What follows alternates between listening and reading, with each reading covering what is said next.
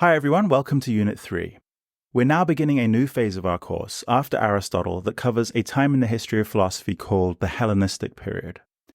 In this lecture, we'll consider the historical development of the Hellenistic period, before moving on to discuss Epicureanism, the first of the two Hellenistic schools we'll examine that will be the focus of this unit. In this first part of Lecture 7, we'll begin by situating the Hellenistic period in the broader context of the history of Western philosophy. We'll observe here the significant shifts in thought and culture that lead us from the familiar streets of classical Athens to the cosmopolitan expanses of the Mediterranean world and Rome. After that, we'll discuss the complexities of Epicurean physics and explore the materialist view of the universe that the Epicureans develop, a universe composed of atoms and void that challenges the previous metaphysical theories we've studied in our units on Plato and Aristotle. Throughout this lecture, we'll gain insight into the groundbreaking nature of Epicurean thought, its nuanced understanding of the natural world and of how we come to know the world, and its implications for questions about how we should live. Okay, so let's get started. As I mentioned, we're now shifting gears a bit in this course and moving on to a new period in the history of Western philosophy after Socrates, Plato, and Aristotle. As we do so, consider Raphael's School of Athens, a masterpiece of Renaissance art from the 16th century that has silently observed our journey up until now. We began this course with Socrates, seen here in Raphael's fresco captured in mid-discussion with Alcibiades, embodying his lifelong pursuit of wisdom through dialogue. We then moved on in Unit 1 to the thought of Plato, and in Unit 2 to Aristotle, perhaps the most central figures in the history of Western philosophy. And it's not a coincidence that Raphael depicts them here at the very center of his mural. If you look closely, you'll see Raphael represents them with iconic gestures, which should also remind you of our study of Plato's and Aristotle's theories in previous units. Plato, with his hand pointing upwards, directs our minds to the forms, that realm of abstract ideals that he argues for in works like the Symposium and the Republic. Aristotle, though, with his hand gesturing towards the earth, beckons us to consider the tangible world of sense perception, the natural world that he meticulously examines in his own philosophical works. And now we turn to two other remarkable figures in Raphael's fresco, Epicurus, whom we'll focus on in this unit, and Zeno, a key Stoic philosopher whom we'll consider in Unit 4. These two philosophers stand as representatives of the Hellenistic period. Together they put forward new, alternative approaches to understanding the good life. And as we examine their ideas, we'll consider how their views are as thought-provoking today as they were when they were first introduced in the bustling marketplaces and schools of ancient Greece and Rome. We'll be engaging here in Unit 3 with Epicurean physics, a precursor to modern scientific thought, as well as Epicurean ethics. And soon after in Unit 4, we'll examine Stoic physics, logic, and ethics. As we saw in our last units on Plato and Aristotle, we'll see how many of these new Hellenistic theories continue to find echoes in contemporary explorations of how to live a good life. To get our bearings here further, recall again this timeline that we saw earlier in the semester. As you can see, we're transitioning from what scholars call the classical period of ancient philosophy to the Hellenistic period, and we're witnessing in this move a profound shift in the history of Western philosophy. The philosophical giants of the classical period, Socrates, Plato, and Aristotle, set the stage for philosophical inquiry in the Greco-Roman world. As we've seen in prior units, this was a time of profound inquiry into the nature of reality, virtue, and the good life. But it was an inquiry that was located within the confines of the relatively compact cultural and political landscape of the Greek city-state of Athens during the 5th and 4th centuries BCE. With the end of the classical period, the philosophical center of gravity begins to shift. We enter the Hellenistic period, a term derived from Hellenism, signifying the spread of Greek culture beyond the borders of Athens and throughout the vast Mediterranean world. This dissemination occurs as the geopolitical might of Athens fades and as Rome rises to become a new epicenter of power. It's in this cosmopolitan and culturally rich period that the schools of Epicureanism and Stoicism flourish for almost 500 years, from the 4th century BCE to around the 3rd century CE. These schools challenge and make further innovations in philosophy. The Hellenistic period thus reflects a new development in the influence of Greece across the Mediterranean world. While Athens' political power declines, its philosophical legacy finds new expressions in the Roman context, shaping the history of intellectual thought and culture for generations. So let's now step into this new period of the course with the spirit of inquiry that Socrates exemplified, with the analytical rigor and independent thinking that Plato and Aristotle exemplified, and with open minds ready to consider the wisdom of these Hellenistic philosophers. As we delve into this new period of ancient philosophy, a period again spanning almost half a millennium, we'll see how the Epicureans and the Stoics come to differ in various ways. But it's also illuminating to note some of the views these two schools have in common, especially when juxtaposed with the classical philosophers we've already studied. Remember, Plato proposed a realm of forms existing beyond the physical world, while Aristotle tried to incorporate a view of forms within the physical world as the essences of things. Forms still have an existence, according to Aristotle, as the realization of natural stuff that's teleologically organized. The Hellenistic philosophers, however, take a radical leap. They dispense with forms altogether, insisting that reality is thoroughly physical or material. There is no metaphysical beyond for them. All being is material. Next, consider epistemology, or the study of knowledge. Plato's rationalism placed the highest trust in reason and intellectual apprehension for gaining knowledge. But again, the Hellenistic schools diverged sharply. Both Epicureans and Stoics assert that all knowledge comes through sense perception. Through our eyes, ears, and hands, we understand truth. They adopt a strictly empiricist view, where sensory experience is the foundation of knowledge. So Hellenistic philosophy in general can be seen as a distinct turn toward a materialist metaphysics and an empiricist epistemology. This approach emphasizes a commitment to the observable world and a trust in the senses as the judges of reality. It's a move that not only grounds philosophical inquiry in the tangible and immediate appearances that we're presented with in sense experience, but a move that also paves the way for the scientific methodologies that come to define much of modern thought. Alright, so let's turn our attention now to the distinctiveness of Epicureanism as a school of philosophy. The core ideas were formulated by the Greek thinker Epicurus, who lived from around 341 to 270 BCE, and who founded his own school in Athens in 306 BCE. This school, called the Garden, was made up of a community of followers of Epicurus' thought that was notably inclusive for its time. During its high point, Epicureanism was a dominant intellectual force, shaping philosophical ideas and practices in both Greece and Rome until roughly the 2nd century CE. This philosophical system captivated the minds of many with its innovative approaches to understanding nature and the good life. And even today, Epicurus remains celebrated for his contributions to the study of physics and ethics, as we'll see in this unit. Despite its longevity as a school of thought, Epicureanism is characterized by a remarkable consistency in its doctrines. The tenets established by Epicurus himself remained largely unaltered by his followers, with no revision, reflecting a deep reverence for his original teachings and perhaps a certain intellectual rigidity. Unfortunately, the ravages of time have left us with only a fraction of Epicurus' original works. Much of what we know about Epicureanism, and this is reflected too in the assigned reading that you have in this course, is preserved in second-hand accounts, such as the writings of Diogenes Laertius, a Greek biographer from the 3rd century CE. Diogenes' accounts provide us with summaries of Epicurus' life and Epicurean views, offering us a glimpse into the philosophy's core rather than its development or any critique. The lack of primary sources here means much of our understanding of Epicureanism is pieced together from secondary sources. Even so, the main principles of this philosophical school are clear and continue to resonate, offering significant insights into the workings of the physical world and the nature of human happiness. We'll begin with Epicurus' views in physics, which is the study of the natural world. In a letter he writes to a friend, Herodotus, preserved by Diogenes Laertius, Epicurus begins with a bold assertion that lies at the heart of his materialist philosophy. His physics starts from the premise that the universe is composed of two primary things, atoms and void. Atoms, the building blocks of all matter, are perpetually in motion in the void, which is the space that allows for their movement and interaction. Why is this void essential?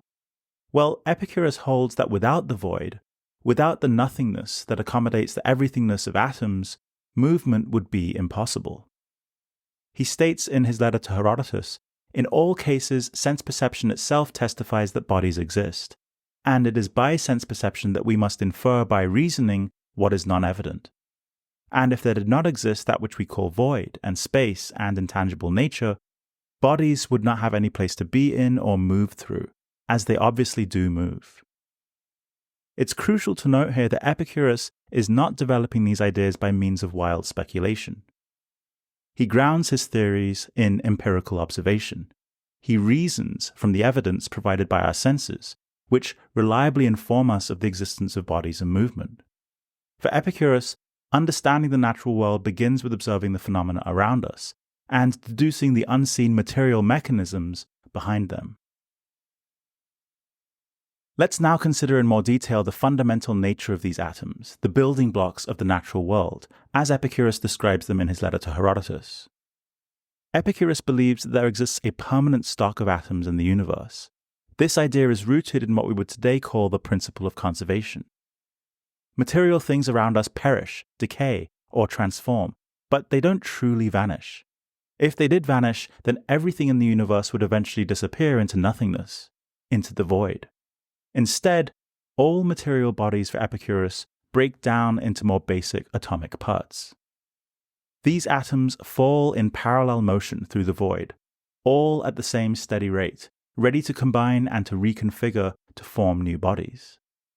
The term atom is actually key here. It's derived from the Greek word atomos, which literally means uncuttable or indivisible. And again, Epicurus deduces these ideas through looking at the world around him. He notices, through empirical observation, that material things break down, and they can be cut up into smaller and smaller parts. And based on this observation, he infers there must be some basic, irreducible parts that are uncuttable. This atomic theory, and the empirical method by means of which Epicurus develops it, is essential to understanding his philosophy. You can see this in another passage from Epicurus' letter to Herodotus, where he writes, "Among bodies, some are compounds, and some are those things from which compounds have been made, and these are atomic and unchangeable, if indeed they are not all going to be destroyed. Consequently, the principles of bodies must be atomic natures." This statement captures the essence of the Epicurean perspective on atoms. They are the unchanging, indivisible foundations of all that exists. While the world around us appears to be in a constant state of flux, at its core, everything is composed of these immutable atomic natures. And the complexity that we observe in the material world, from the structures of living organisms to the vastness of celestial bodies in space, all of this complexity arises from the arrangement of atoms. In other words, the diversity and intricacy of our universe is the result of countless configurations of these uncuttable particles. Everything, no matter how grand or intricate, can be traced back to the combination of these basic building blocks falling through the void. But now we have an interesting problem for Epicurean physics. If atoms are constantly moving in parallel lines through the void at equal speeds, how do they ever come into contact to form the complex structures and compounds that we see around us? If atoms never deviated from their paths, they would never collide or combine, making the formation of complex bodies impossible. To address this problem, Epicurus introduces a fascinating concept, the swerve. Sometimes, instead of moving in perfectly straight lines, atoms at unpredictable moments spontaneously swerve or deviate from their path. Why is this swerve so significant? Well, first, it provides the mechanism for atoms to collide, to interact, and to form complex structures. It's the critical event that leads to the diversity of material things that we can perceive in the universe. Second, the swerve introduces indeterminacy and chance into the universe. In a world governed only by straight-moving atoms, everything would be deterministic and predictable, including our actions and choices. The swerve breaks this monotony, allowing for novelty and twists of fate, and in the realm of human action, an element of free will in our choices. Finally, from a philosophical perspective, the swerve is crucial for Epicureanism because it challenges the notion of an ordered universe. Unlike Aristotle's teleological view of nature that we studied in the last unit, where everything has a purpose or final end, a telos, the Epicurean cosmos is non-teleological. This is a universe that does not function according to any overarching purpose or design. The spontaneous, unpredictable swerve of atoms symbolizes a lack of predetermined order or purpose. According to this worldview, things don't happen for a preordained reason or end, they just happen, due to the random interactions of atoms in the void. For this reason, the Epicurean cosmos, devoid of teleological order and grounded in atomistic materialism, can be seen as a revolutionary break from many prior ancient views. Historians of philosophy often believe that this perspective foreshadows a shift toward an understanding of nature that's closer to that found in early modern science, where we again find a mechanistic view of the universe, the rejection of purpose-driven explanations in nature, and the willingness to accept chance, probability, and random variation as foundational to understanding our world. In this sense, Epicurus and his followers can be seen as ahead of their time, laying down ideas that would later be echoed, expanded on, and refined in the works of figures like Galileo, Newton, and even Darwin. By advocating for a universe understood through natural material principles and devoid of inherent purpose, the Epicureans paved the way for the emergence of a scientific worldview that underpins much of our understanding of the cosmos today.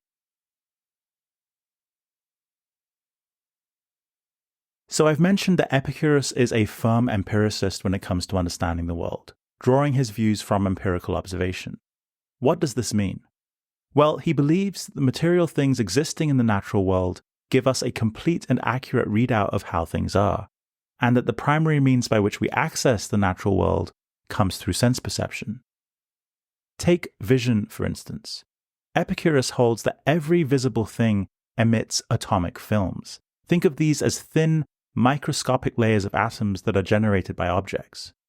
These films or images move in a continuous flow and enter our eyes, giving us the perception of an object, and disclosing that perception to us in its reality. This is true of all our sense modalities for Epicurus, not only vision, but hearing, taste, smell, and touch. And so on this view, all of our sense perceptions are fundamentally true and reliable. Every perception is a direct interaction with the atomic reality of the world. But you might wonder, how do we end up then with false beliefs? For Epicurus, the errors we make in understanding the world don't lie in our perceptions, but in the judgment we make based on those perceptions. To quote him, falsehood or error always resides in the added opinion, in cases awaiting further testimony. Consider an example. Imagine you're on a horse farm and you see a distant shape. Based purely on location, you might judge it to be a horse. But as you get closer, you realize it's actually a dog. The initial perception was not false, it was a real shape entering your eyes generated from the material world. The error lay in the fact that you rushed to judgment too soon. You made an inference and jumped to the conclusion that it was a horse because you are on a horse farm. But if you just got a bit closer to the shape, you would have seen that it's a dog. For Epicurus, then, the true nature of reality is found in appearances. It's our interpretations, our added judgments and opinions that can lead us astray. This perspective emphasizes the importance of direct experience and requires that we carefully distinguish between raw perception and the conclusions we draw from perception. This marks the end of the first part of Lecture 7. Let's recap the philosophical ground we've covered. We began by situating ourselves within the Hellenistic period, observing the shift that occurs at this time from the classical philosophy of Athens to the broader context of the Mediterranean and Roman world.